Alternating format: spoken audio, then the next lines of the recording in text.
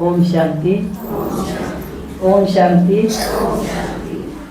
दीदी का, बाबा का, माता जिया का बहुत बहुत शुक्रिया, बहुत बहुत शुक्रिया जो हमारे लिए दीदी समर्पण की इन्होंने इस यज्ञ में, क्योंकि इस यज्ञ में दीदी को समर्पण होने से हमें आगे से आगे बढ़ने का बहुत बहुत रास्ता मिला।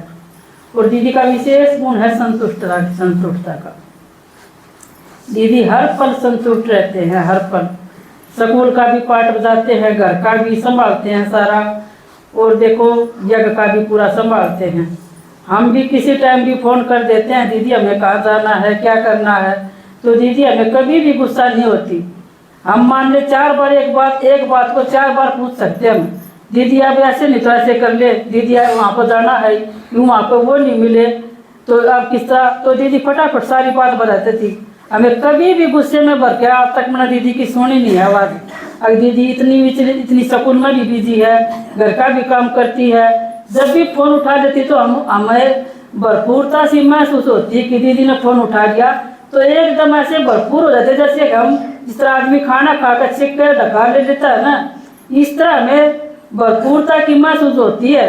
कभी भी ऐसे नहीं होता कि दीदी हमारे से दूर है। फ़ोन करते ही साथ ऐसे होता है दीदी मेरे पास है, और हमारा हर पल ध्यान रखती है दीदी को। मेरा ये पता है कि ये काम ये कर सकती है, ये नहीं कर सकती है, तेरे से ये काम होगा वो नहीं होगा, जो मेरे से होता है उतना ही काम मेरे को दीदी सौंपती है। इतना ही मेरे को पता है, मैं वहाँ पे जा सकती हूँ नहीं जा सकती हूँ, तो ऐसे दीदी मेरा पूरा ध्यान रखती है कि अकेली किसी गाँव में अकेली किसी का घर नहीं ढूंढ सकती, तो वह भी दीदी मेरा ध्यान रखती है। तो किसी को देखने वाली मेरे साथ भेजती है। तो दीदी का मुझे पूरा गर्व है। कभी अपने जिस तरह अपने माँ बाप के ऊपर भी इतना गर्व नहीं था, इतना जितना मैंने दीदी के ऊपर पूरा गर्व है कि मेरे को पूरा जीवन जीने की कला सिखा दी। तो मैं बहुत बहुत शुक्रिया मानती हूँ दीदी का, माता जी का, बाबा का। हर समस्या का मेरा समाधान करते हैं कि घर की भी कोई भी समस्या लेकर मैं आ जाती हूँ तो भाई ऐसे नहीं, किस तरह करना चाहिए, इस समस्या में कैसे करना चाहिए, तो हर पल नु कहते प्रेम आई है पहले इसकी सुनो। बाबा भी इस तरह बोलेंगे, भाई प्रेम आई है पहले इसकी बात सुनो, ये क्या कह रही है भाई, जो प्रेम की जो बात सुनो इसकी हम प्रेम दिल से सुनेंगे सारी बात, और दिल से ही सुनकर मेरी दिल से मेरी सारी बात का समाधान करते हैं। और बाबा मेरी हमेशा सारी बातों का समाधान कर देते हैं। देखो मायका का भी करा और ससुराल का भी करा। बहुत बहुत शुक्रिया मानती हूँ, बहुत बहुत धन्यवाद। और दीदी तो समर्पण है ही दिल से, दीदी भी समर्पण है, और मैं भी जिस तरह सबसे ज्ञान हुआ तो दिल से समर्पण, तन मन धन से जो हूँ बाबा मैं जैसी भी हूँ तेरी हूँ, ऐसे कहकर जो भी बताते हैं ऐसे कदमों पे कदम रखती हूँ।